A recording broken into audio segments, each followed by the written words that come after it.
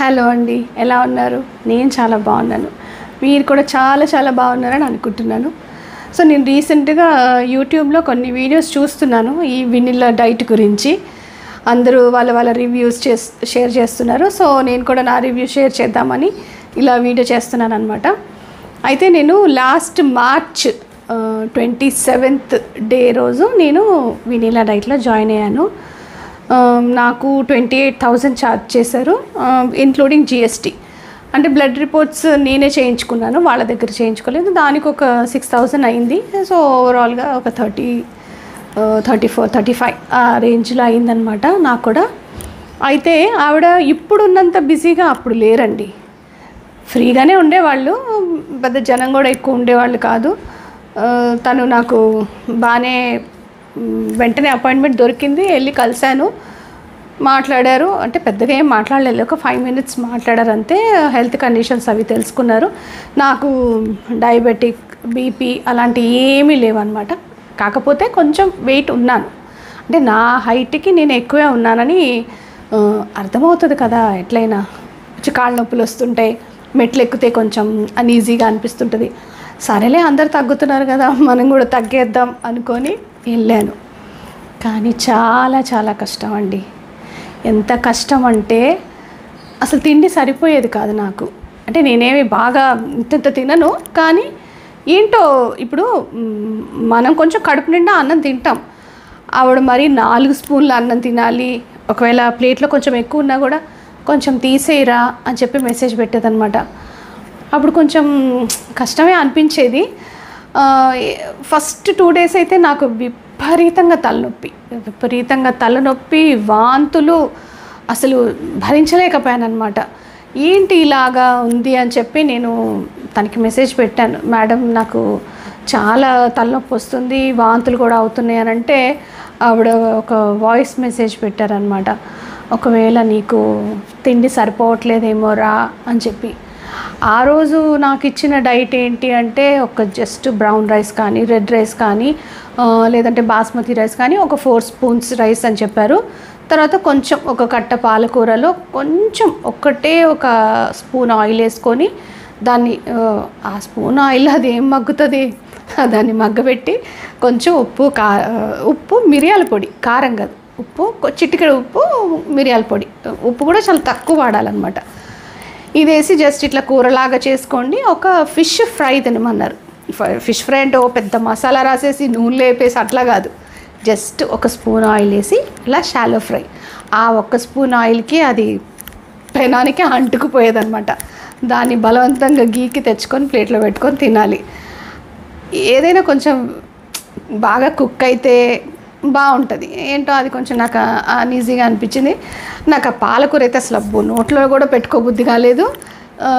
మామూలుగా పాలకూర పప్పు అంటే నాకు చాలా ఇష్టం. ఆ ఉట్టి పాలకూర అనేటప్పటికి నాకు అసలు నచ్చలేదన్నమాట. అదే అతి కష్టం మీద తినక కాస్త పడేసి అట్లా అయిపోయింది. ఎందుకంటే డబ్బు కట్టాను కదండి, ఆ డబ్బు గుర్తొచ్చినప్పుడు నోరు మూసుకొని తినాల్సిందే అని అనిపించేదన్నమాట. సరే అని అలా అయిపోయింది ఫస్ట్ డే. ఒక 2 days అయిన తర్వాత నాకు మళ్ళీ సేమ్ అదే డైట్ ఇచ్చారు. అసలు ఫస్ట్ డేనే నేను తినలేక చిరాకు వచ్చేసింది నాకు. మళ్ళీ అదే డైట్ అనేటప్పటికి బాధ అనిపించింది. కానీ ఏం చేస్తాం, తప్పదు. ఎంత ఆకలేసేదంటే సాయంత్రం అయ్యేటప్పటికి, మామూలుగానే మేము కొంచెం లేటుగా పడుకుంటాం. అంటే తను 10:30 కల్లా పడుకోవాలి అని చెప్పేవాళ్ళు. 10:30, 12 అయినా కూడా అవుతుండేదన్నమాట ఒక్కొక్క రోజు. కానీ తొందరగా పడుకో అని చెప్పేవాళ్ళు. 11 కల్లా పడుకునేదాన్ని, కానీ 6 కల్లా ఆపేసే అనేవాళ్ళు కదా. సో ఆ 6 నుంచి ఆ 11 లోపల నాకు విపరీతంగా ఆకలేసేదన్నమాట. ఏం చేయాలో అర్థమయ్యేది కాదు. ఏం చేయమంటారు, ఆకలేస్తుంది అని మెసేజ్ పెడితే ఒక 2 dates తిని పడుకోరా అనేవాళ్ళు. ఆకలి చాలా విపరీతంగా ఉండేది. కానీ ఏంటోనండి, ఆ 2 dates తిని కొంచెం వాటర్ అయితే సరిపోయినట్టు అనిపించేది ఆ క్షణానికి. అంటే ఇంక అంతకంటే మనం తినకూడదు కదా, చేసేది ఏముంది అని చెప్పి నోరు మూసుకొని పడుకునేదాన్ని. దాని పొద్దున్నే ఒక జ్యూస్ చెప్పేవాళ్ళు, ఒక 2 ఆప్రికాట్, 2 బాదం, ఒక ఖర్జూర్, తర్వాత ఇంకా 2 పిస్తా, ప్లస్ ఏదైనా ఒక హాఫ్ ఫ్రూట్, కొంచెం పుదీనా, కొంచెం కరివేపాకు ఇవన్నీ వేసి బాగా గ్రైండ్, కొంచెం ఒక 200 ml వాటర్ పోసుకొని బాగా గ్రైండ్ చేసి ఆ పల్ప్తో పాటు తాగమనేవాళ్ళు అనమాట. ఒకవేళ గ్యాస్ ఫామ్ అవుతుంటే ఆ పల్ప్ తీసేయమనేవాళ్ళు. నేను ఆ పల్ప్ తోటే తాగేదాన్ని. నాకు తెల్లారితే ఎప్పుడెప్పుడు ఆ జ్యూస్ చేసుకొని తాగుదావా అని అనిపించింది. అంటే అంత ఆకలి వేసేస్తూ ఉండేది అనమాట. ఆ జ్యూస్ కొంచెం ఫిల్లింగ్గా ఉండేది, బాగుండేది. నాకు ఆ జ్యూస్ వరకు ఓకే. ఒక్కొక్క రోజు డైట్ బాగుండేది, ఒక్కొక్క రోజు ఎలా చెప్పేవాళ్ళు అంటే పల్చగా వేసుకోమనేవాళ్ళు. దోశ చాలా పల్చగా అనమాట, అంటే సీత్రూ లాగా ఉండేది.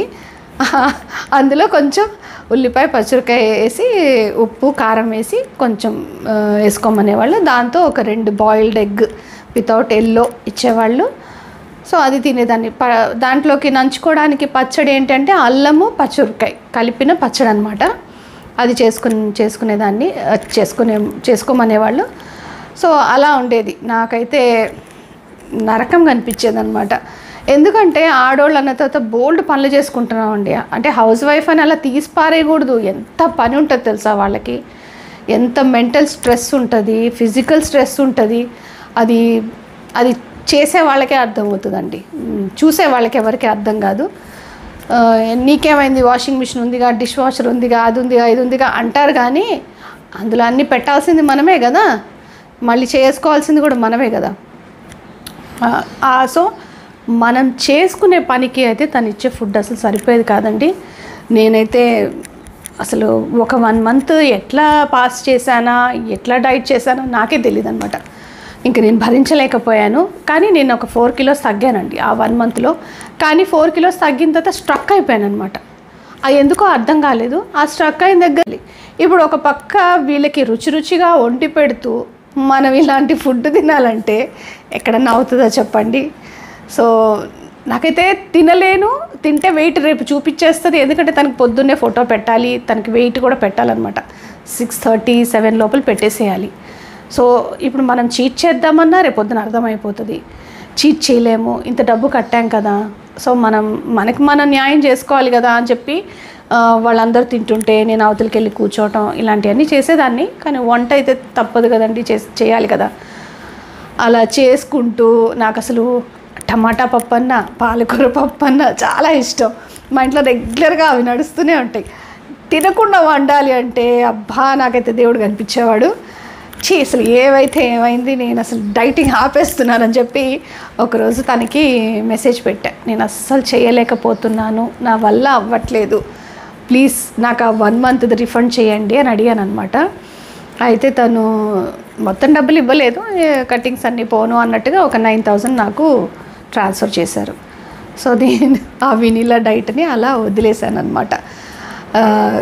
కొంతమంది యూట్యూబ్లో చెప్తున్నారు, చూస్తున్నాను, సరిపోదు ఫుడ్ అంటున్నారు. అది మాత్రం 100% కరెక్ట్ అండి, సరిపోదు. ఇప్పుడు రుచిగా ఉంది అంటే కొంచెం తినన్నా మనం లేసిపోవచ్చు.